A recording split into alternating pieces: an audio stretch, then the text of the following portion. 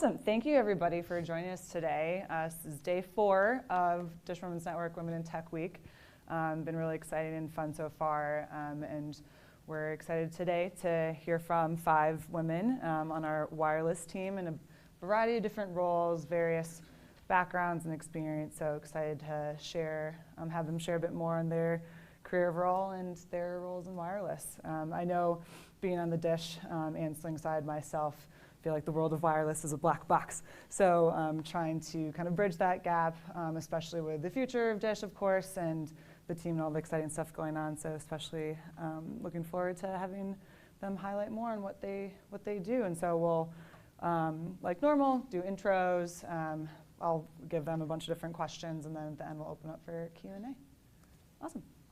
So we have Nadine Reynolds and Kathy Lane, Jacqueline Charles, Michelle Berry, and Cody McDonald joining us. And so we'll start out by having them kind of introduce themselves and share a bit more with you. Hi, everyone. I'm Nadine Reynolds. I've been with Dish for 5 years. Most of that time was spent over in CXO in Meridian, working in business operations, also product owning the Compass tool, if you guys are familiar with that, and then also joining our CXO PMO group before I transitioned over to wireless. Prior to that, I worked for a company called Ingersoll Rand for 8 years, mainly in manufacturing and supply chain logistics. Did a lot of Lean Six Sigma projects there and really focused on process engineering. Currently in the wireless world, I started back in January, so pretty recent, helping out with the MBDDS project, and that kind of transitioned into a permanent role in our NB-IoT build-out, and now, which is our 5G build-out, and so that's what I currently do today. Hello, my name is Kathy Lane. I'm a site acquisition manager, and I've been with Dish 7 months now, so brand new. Prior to that, I worked for 22 years at Verizon Wireless. And so I started out, my first few years at Verizon was in corporate finance, supporting sales. And then I worked 13 years supporting the network group. It was all wireless, but switching from sales to network, interestingly enough, was like learning a whole new language. It was really like moving to Japan because of all the acronyms and such. So that was a challenge, but I really, so what did I say, 13 years in finance, and then the last 6 years I did real estate. I worked as a real estate manager at Verizon, so that's how I transitioned to Dish Site Act Manager. Just on a personal note, I'm married. All my kids are grown. Now if I can just get them to leave the house, that'd be great. And I retired. I took a voluntary retirement package from Verizon in December of 2018. Sadly, my retirement only lasted 4 weeks. So I'm hoping to try it again sometime in the future. My name's Jacqueline Charles.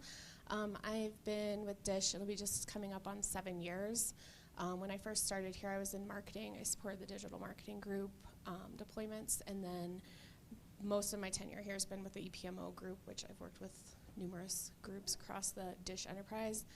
And then most recently, I moved to wireless just about a year ago and just completed the MBDDS build-out project that Nadine came over to help us with the madness on. Prior to Dish, I did marketing and project management for a online internet advertising company, doing various things for them.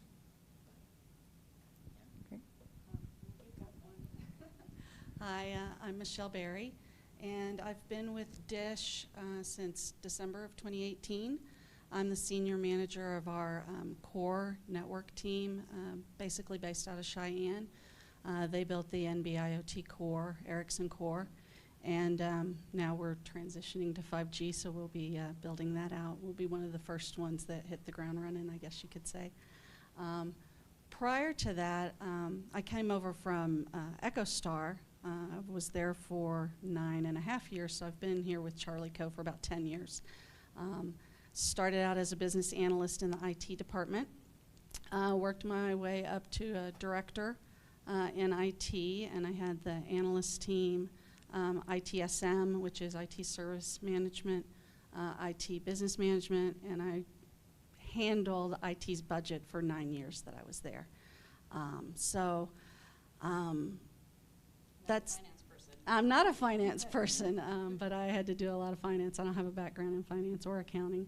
And before that, I was 14 years in IT consulting, doing project management and business analysis. I've managed upwards of 100 consultants at one time in my career. And then before that, I was 5 years at Mobil Oil Corporation supporting projects that were accounting based. So I guess there's a theme there. And as Kathy was saying, my kids are grown. They are out of the house now. So it will happen eventually. And that's it for me. Hi, my name is Cody McDonald. I am a senior product manager for wireless. I've been with Dish for about 3.5 years. I work out of the DGC office downtown. I started off with Dish IT as a product owner, and then supporting internal applications. And then I moved to a management role, and things were going really well there, and I decided I needed a new challenge, so I moved over into wireless. I've been with wireless since October. And I started off in the R&D and innovation team and have since moved over to product management.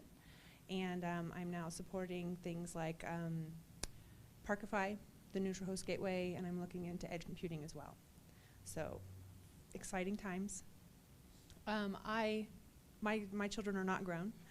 I just got back from maternity leave, actually, so I have a 3-month-old and a 2-year-old. So I have a long time. Did I hit everything? Yeah. Okay. Great. Awesome. Thank you. And good segue, especially, Cody, you sharing you're looking for a new challenge that brought you into wireless. And I know all of you, with the exception of Kathy, had been doing something at Dish previously, kind of before moving into the wireless team. So I'm curious if you could share a little bit more on what drew you, whether it was the challenge or if somebody reached out to you, what drew you to the Dish wireless team specifically, and your move to either come out of retirement or change from the Dish side. Okay, I'll take that. Yeah. I came over to wireless because, well, I just kind of explained. I've been in IT for a while. I guess I didn't talk about what I did before. I started off my career with pretty large companies. I worked for Department of Defense. I worked for a bank. I owned the wire management service that wired money for a bank. So all these really large companies with a lot of red tape around a lot of their processes. Nothing really moved super fast. Nothing was disruptive.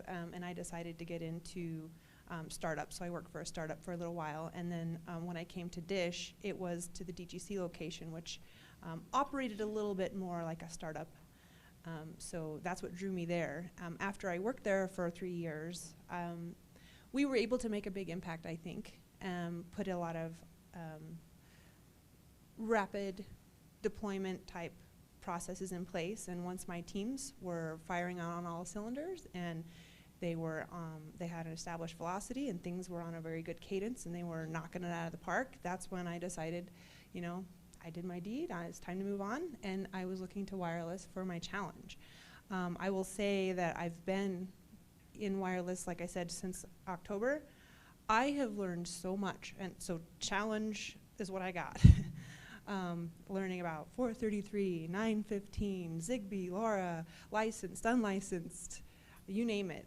There's just so much that I've learned about wireless in general, and then also about 5G. So that's what drew me into wireless. Was I'm somebody who loves to drink from the fire hose, and I love being thrown into the deep end, and that's what happened. Well, I was actually still in my EPMO role, and they were looking for help on some of the wireless initiatives. So LoRa WAN, which is one of the projects she mentioned, they needed help with that, and they were doing a proof of concept, so we're trying to decide if we even wanted to enter that space. And so it was actually kind of supposed to be a temporary thing, but I came in to kind of help start that while someone else was closing out something. ended up going through the whole proof of concept, and then they decided they wanted to move forward with that effort, and so they decided they were going to make a new full-time position within the wireless org. So that was offered up to me, so I decided to take that opportunity. I think with my role within EPMO, it kind of got to a point where it was just kind of like different product, new time, just to kind of go through the same process. And so I think it was great to have new technology that I was learning and all those different aspects of everything. So it's been really interesting. And then I got pulled into MVDDS, which was super fun. So for me, it was totally accidental. I failed to mention, I guess because I wanted to keep myself sounding young, but prior to Verizon, I was in banking, finance banking, and my boss left the company, and I'd kind of lost track of her, but 8 weeks later, she called me on my desk phone, because we didn't have cell phones. You know, only the rich people had cell phones, so she called me and said, there's an opportunity at this company called AirTouch. So that was where it started, and it was really history from there. And what brought you out of retirement?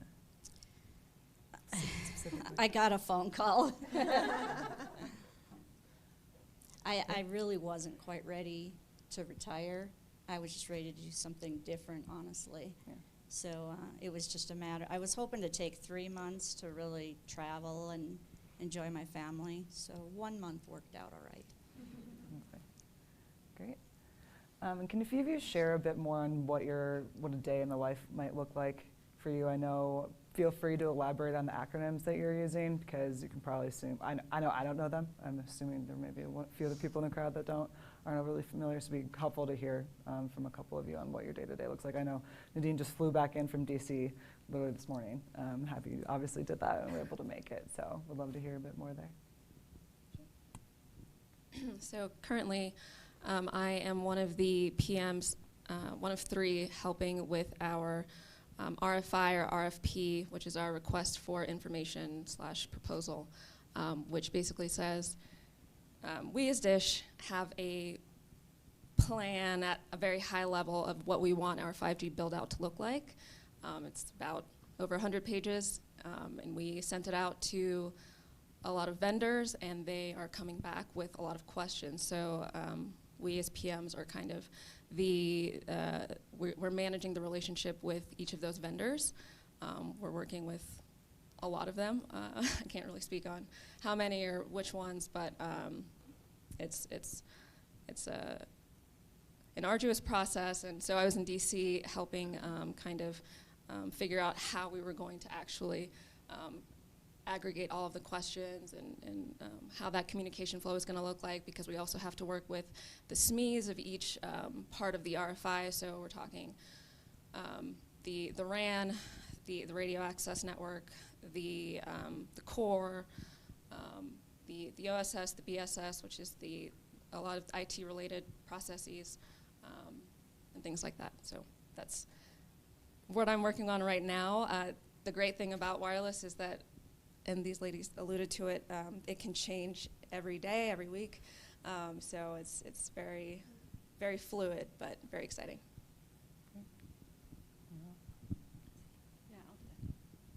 So a day in the life for me, at least during NB-IoT, was a lot of meetings, a lot of conference calls, interaction with my team, with vendors, with some of the consultants that we had on staff, DISH IT, broadcast networks personnel. It's just, again, everybody has their niche, and then you know what you're doing, but you've got to interact with a different team and work with them to get to the final goal, to get to the end result. I was in meetings starting at 7:30 in the morning and probably got done with meetings by 4 p.m. in the afternoon, and then I would, do some follow-ups, conversations after that, and that was pretty much Monday through Friday, every day. And now that NB-IoT has paused. We're in a learning mode again, and we're learning new things, doing a lot of research, collaborating with other teams still again, and I'll do a plug. I have been approved for 8 positions on my team, 3 architects, 2 core network people, 2 engineers who do virtualization and orchestration, and a senior PM that I'm looking forward to add to. So, and that should be out on iSIMS, today or tomorrow. So there you go. Perfect.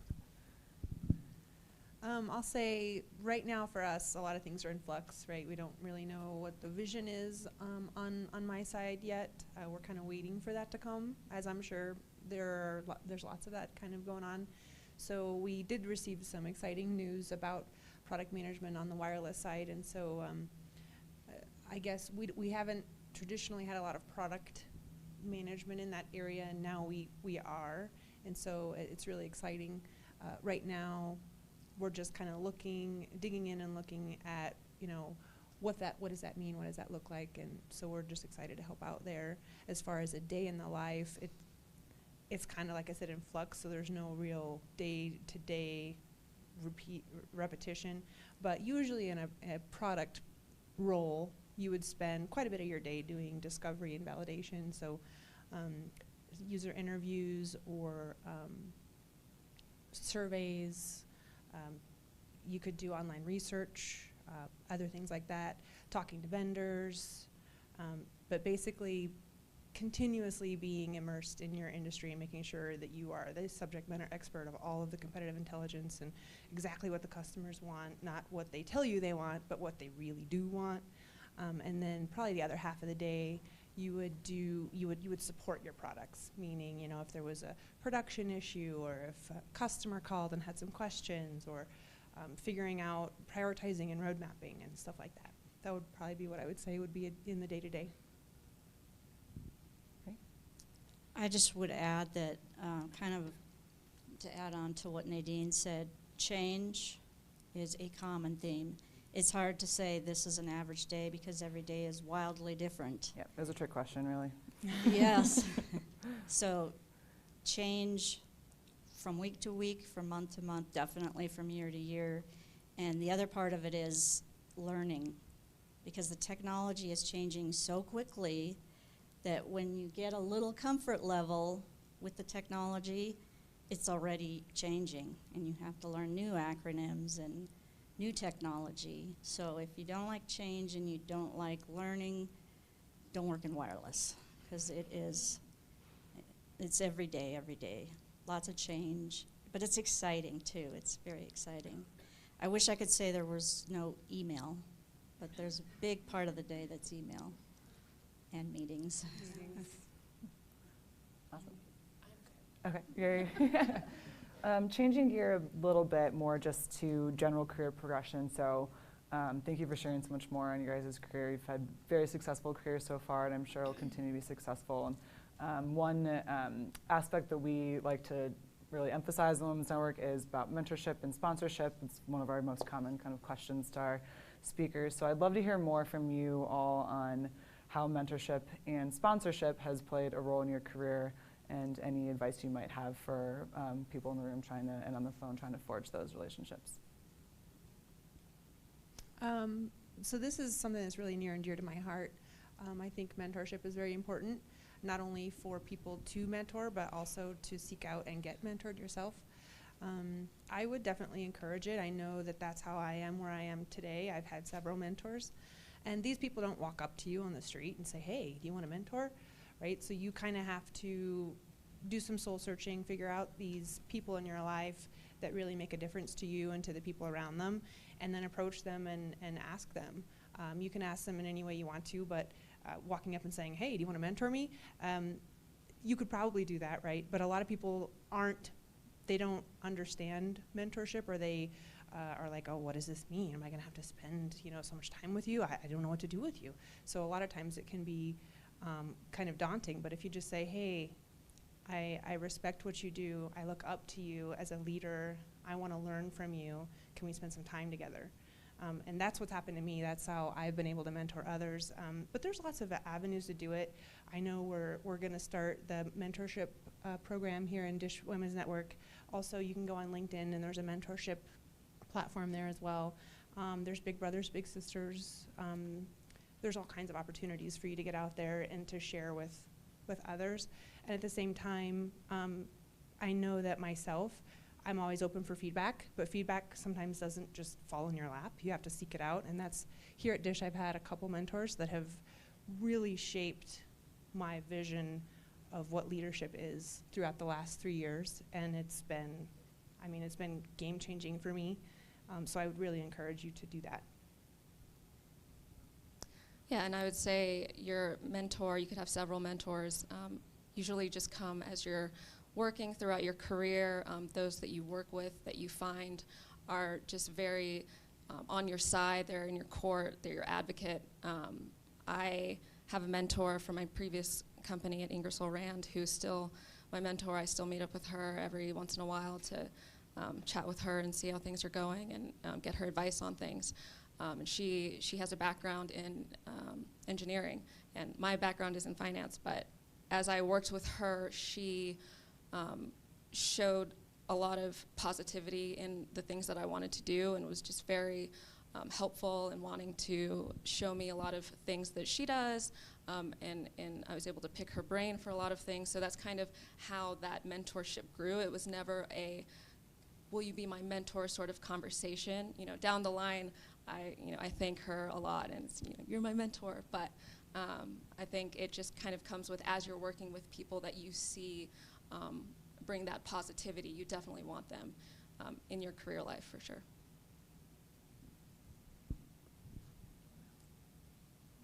All right. Thank you guys. So I know you guys are located at various offices around Denver and the country. I know Kathy's in Phoenix. We've had some posters this week up around our office building highlighting how women are underrepresented in the world of business and in the world of technology. And so one of the posters we actually have emphasizes that 25% of the folks that are in STEM, so science, technology, engineering, and mathematics, are women. And so it's a field that we're just underrepresented. And so I wanted to get your guys' thoughts on, maybe you have been the one woman in the room or one of few women in the room, and I would love for you guys to share on if you've had that experience, how, if at all, it's affected you, and how do you make sure that your voice is heard and make sure that women's voices are heard?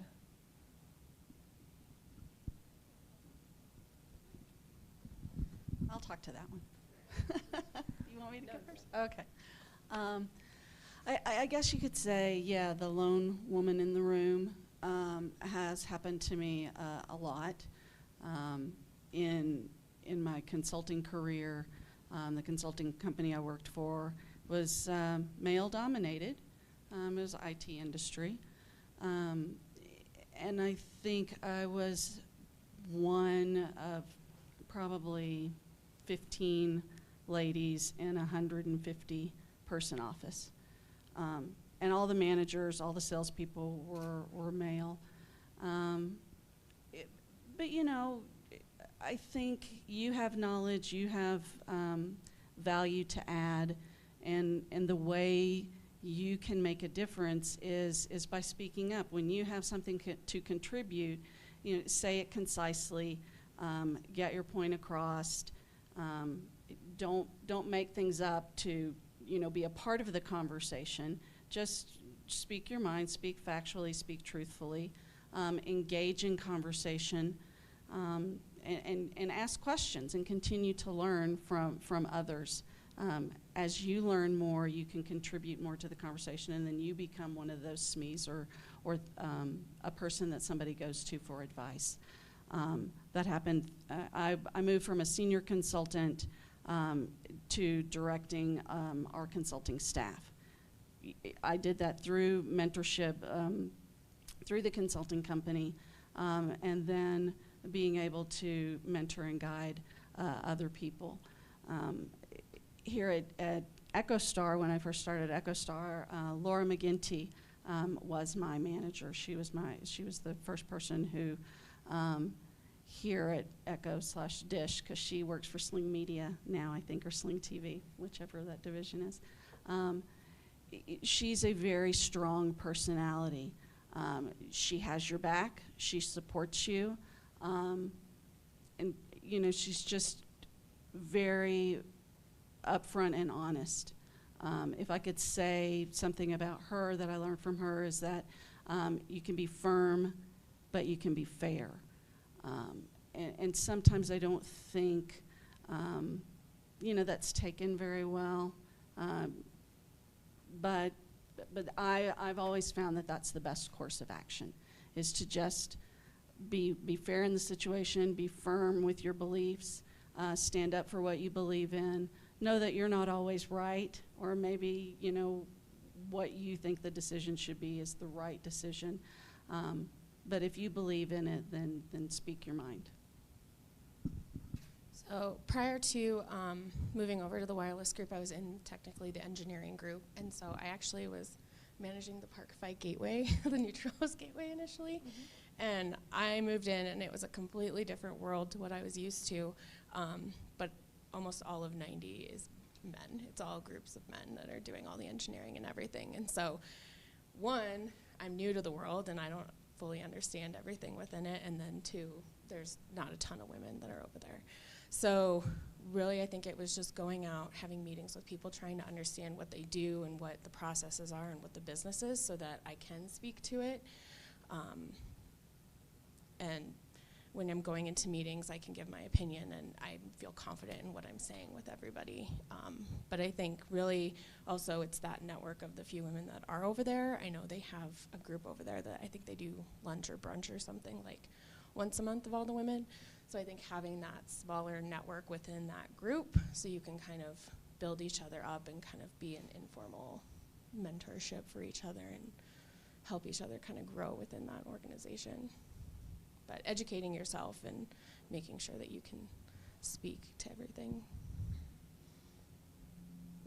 I'll just add, totally reiterating kind of what these ladies said, but this isn't just for women, this is for men too, this is for anybody that's in a professional setting.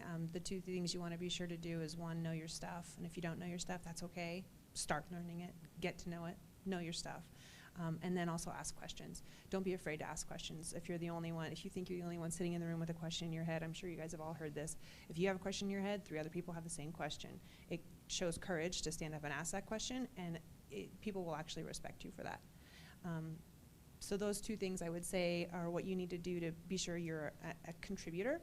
And then in addition to that, I would say go in with confidence. Cockiness, no. Arrogance, no. But confidence, yes. Self-assuredness, yes.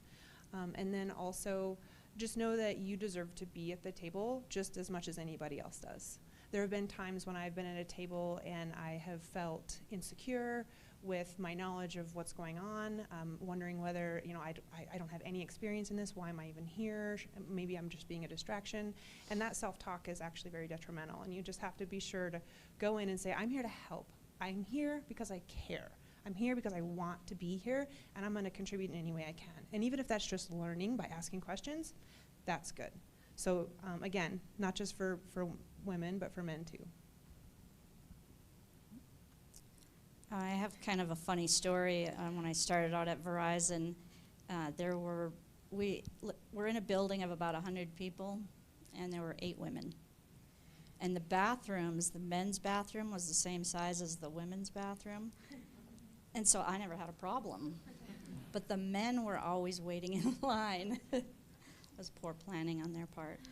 But I can say that the evolution of women in the workplace, and I'm sure it goes beyond wireless to every industry, it has exploded over the period of my career.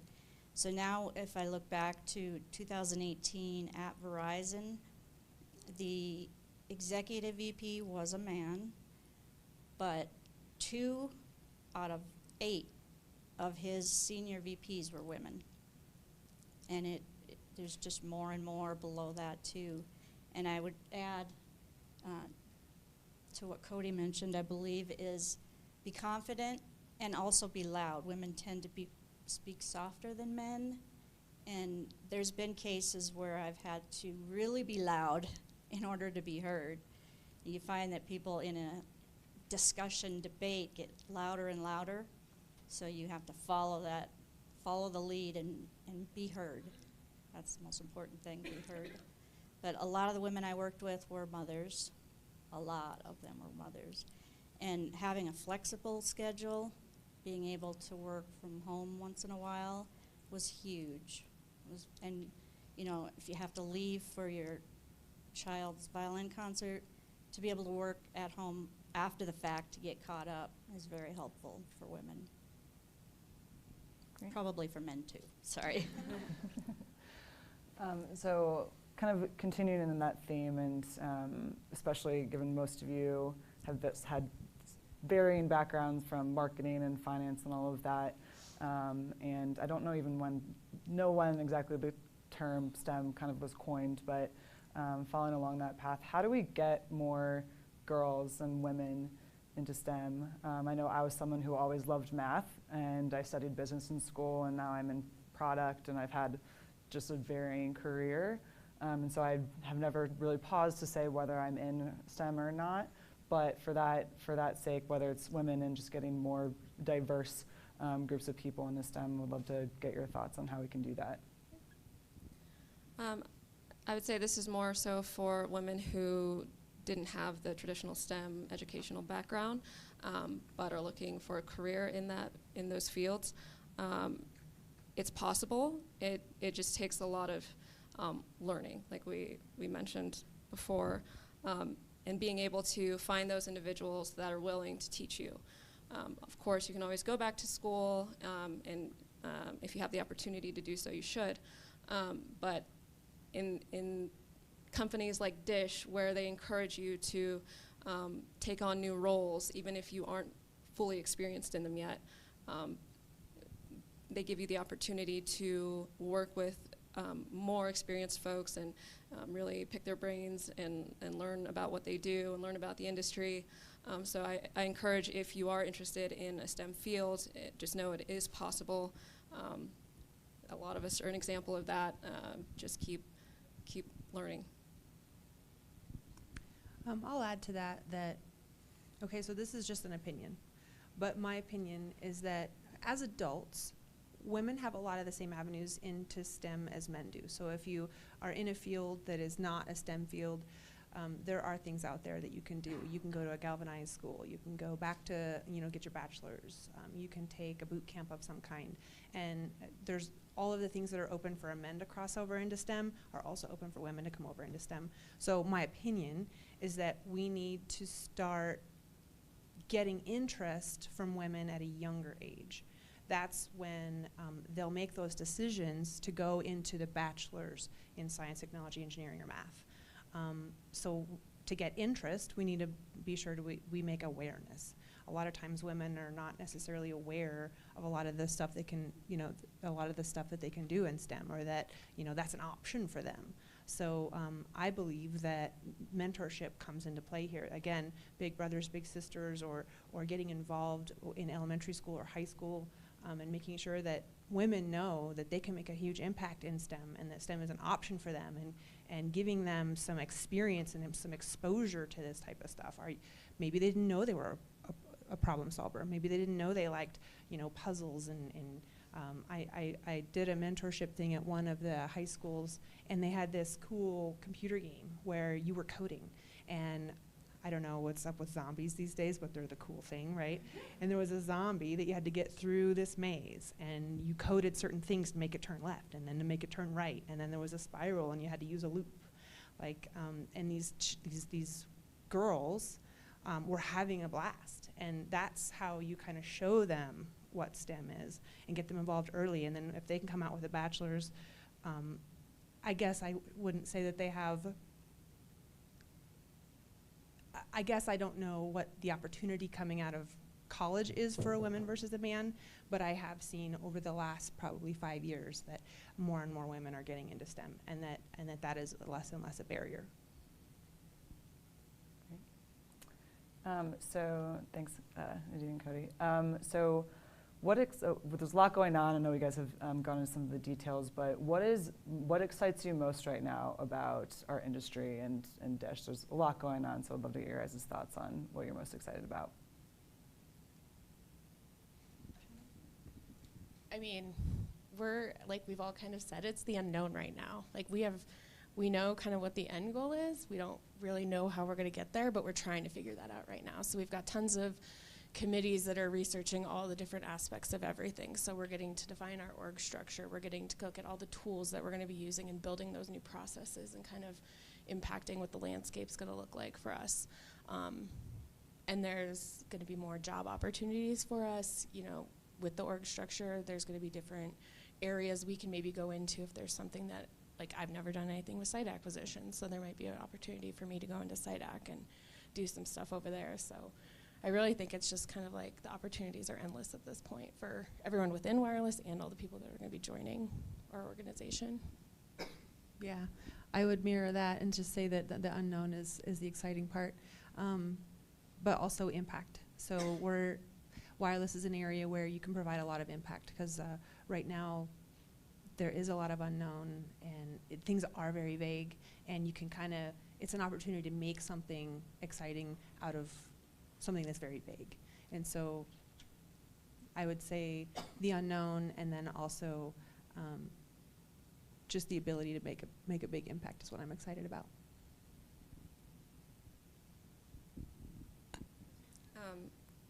I'd say that I'm excited about our 5G build out. What we are planning on doing is going to be completely different from what anyone else in the States are doing right now, even in the world.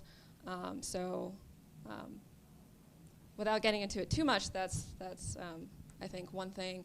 If you'll be a part of this team or as part of this team, is something to look forward to, knowing that what we're working towards, what we're building, is going to be something completely different, and that could change the game entirely.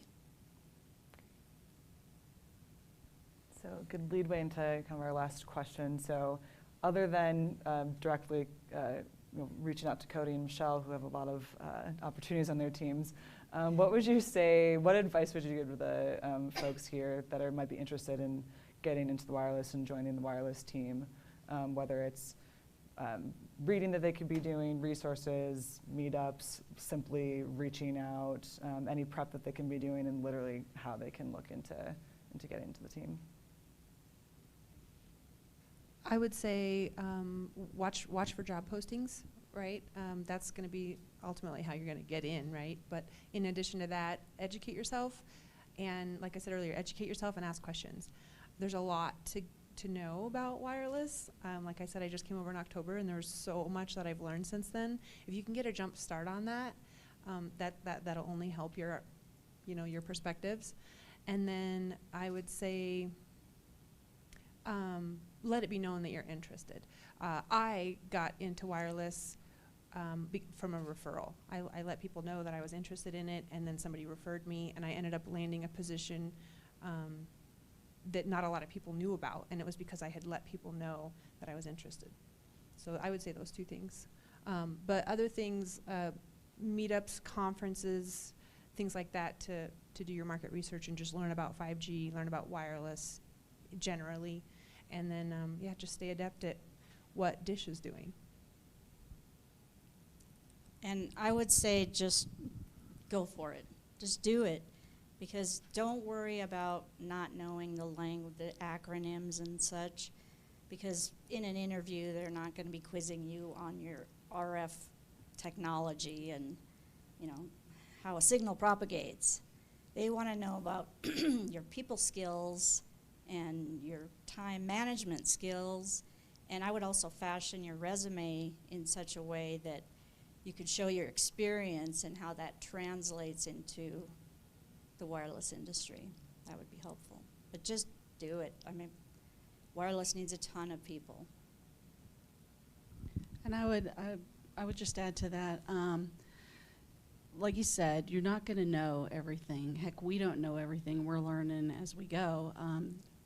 It's your energy level. It's your passion for learning, and how you convey that, and talk about what you've done in your career to this point and the new things that you've learned and how you've learned those things and how you've added value to the organization that you're currently in and the job that you're doing, and maybe things that you've done to improve processes or add to the bottom line or you know, cost savings, things like that.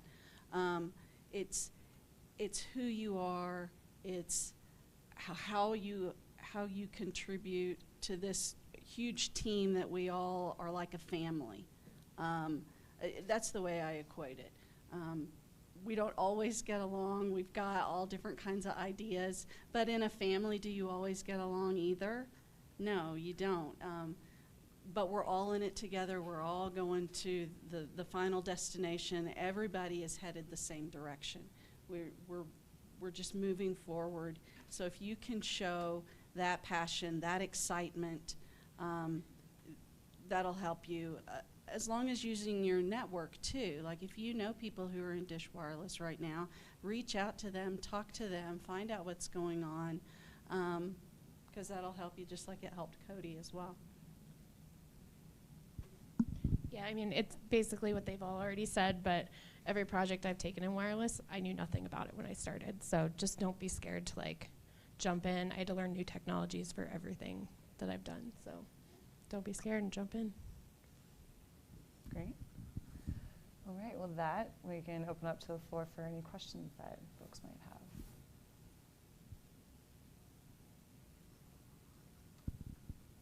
Can you all share, or whoever wants to, maybe something technical you've learned that you thought was cool? Like, we all know that 5G comes after 4G, but what does that mean? Or what like types of network things have you learned that you thought was interesting? Maybe you wouldn't have known if you never went over to wireless. I mean, I was fascinated with, and that's why I mentioned RF propagation, because I guess in a finance role you really don't know about magnetic fields and even, you know, how a radio and a TV work. Really, you push a button and it works and you don't think much about it. So that for me was a fascinating topic. And then now as we get into 5G, it's much more circuitry based and router based, so it's all kind of like computer, you know, it's just computer routing basically. So it's become more of an IT world in 5G than it was, you know, this radiating signals. But there'll always be RF in wireless, especially in the remote areas. Yeah, and so to touch on the difference between 4G and 5G, one of the biggest impacts that I think most of the population will notice with 5G is the reduction in latency and the increase in capacity. So that means today, if I'm to give you an example, a couple years ago when the Broncos won the Super Bowl, I was downtown, and I don't know if any of you were there, but if you were, you couldn't use your cell phone. And that's partly because the antennas that were available did not hold enough capacity for I think over 1 million people were downtown. It was crazy. But in the 5G world, that problem is solved. You get an increase in capacity, you reduce your latency 100-fold. So you're looking at not even noticing when things load. You won't even notice. So that's going to be the biggest impact I think most of the population will see. And to do that, what Kathy was alluding to is we'll have to get closer to the edge, and that means that the way that data processes today is going to have to happen a lot quicker, and so that means we have to put a lot of our data locations closer to where all of our antennas are.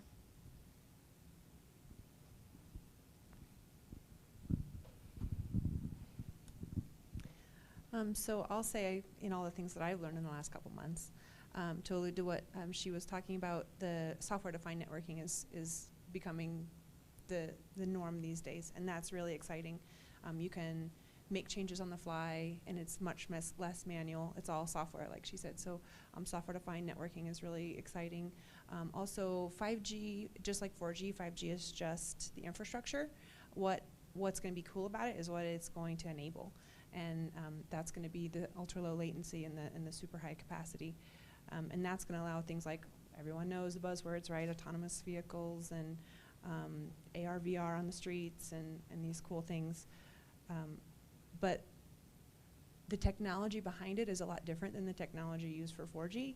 And I've learned a lot about small cells and how it actually is going to form like a mesh network. And you can do some really cool things with it. You're going to be able to reuse IP. Somebody at the other end of the same city is going to be able to use the same IP that you are because of such short range on the small cells. Other things, network slicing is going to become a big deal. That's basically where, because of the software-defined networking, you're going to be able to slice off some of the network and reserve it for certain things. People can pay to have a certain slice of the network, and you can't touch it. That's theirs. So during a Broncos game, or I'm not saying this is exactly the use case, but during a Broncos game, we could make sure that there is bandwidth for that, and no one else is going to be able to touch it. Really, we're going to use that for more industrial type use cases, but a lot of cool new technologies that I've learned in the last couple months. Can you elaborate a little bit more on the mesh network and Sure. what that is and the benefits and such? I know that's something that I've heard and know lightly about, but I think is, correct me if I'm Sure. wrong, kind of integral to where we're Yeah. going. So if anybody else wants to chime in, I am not an expert. But I will say that the mesh network, basically what that means is there's going to be small cells, and they're going to be a lot tighter of a mesh. So instead of having a couple towers, like cell towers, you're going to have potentially a small cell on every street corner or every other street corner, and that's going to service an urban area. And that's basically a mesh. So you could talk to any one of these small cells, and it's millimeter wave, so it's very short wavelength, which means you can't get very far from it before you lose your connectivity. But if there's a whole mesh of them, then as you walk through the town, you'll jump from small cell to small cell to small cell. And that's basically what is meant by the mesh. And another thing that you could be talking about when you're talking about mesh is edge computing as well. So that's another thing that is going to be big with 5G is computing closer to the edge. That's going to allow the ultra low latency. Whenever you're walking around and you're trying to do some compute on your phone, or a lot of times whatever you're doing on your phone has to go up to the cloud and then back down.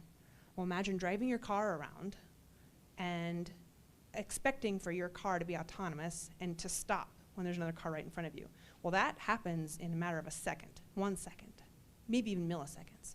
Does that give your car enough time to go up to the cloud, put its data there, do some compute, figure out where the other car is, come back down and tell your car to stop? No, there's going to be a collision. So using edge computing, this is going to be something where we're going to have some kind of infrastructure that's going to allow computing closer toward the edge. And it's also going to allow a lot of money savings for companies. Imagine sending all of the information you ever gather up to the cloud. That's expensive, right? So instead, gather everything that you need on your edge device, do some compute there, and then only send up what you need, right? So those are the two different kinds of things that I think of when you say mesh. Does that help? Yeah, no, thank you. I just wanted to add that from an old school perspective, the whole the whole wireless industry was built on the premise of mobile. So in order for mobile to work, you have to be able to have a cell signal for a user that's traveling, hopefully in the passenger seat. And as that traveler reaches the edge of what that cell site can cover or carry their signal, it has to hand it off to the next cell site. So that's where you get these cells of their little areas that each cell site represents. So I think that's initially where the cell mesh theory came from. Great. What other questions do we have?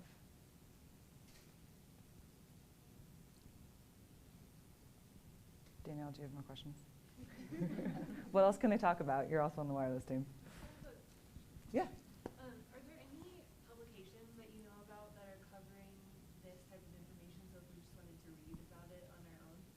just wireless in general. Fierce Wireless, right? It's a great magazine, or you can get a subscription, get email. Concur. So this goes above wireless, but you came over from Verizon to Dish. Can you speak upon the comparison of the culture of each company and and any kind of excitement you may have at the direction that Dish may be going? Well, in my 7 months with Dish, and I'm remote because I'm usually in Denver, so I haven't fully immersed in the culture of Dish, and I'm eager to get to know more of you. The culture at Verizon was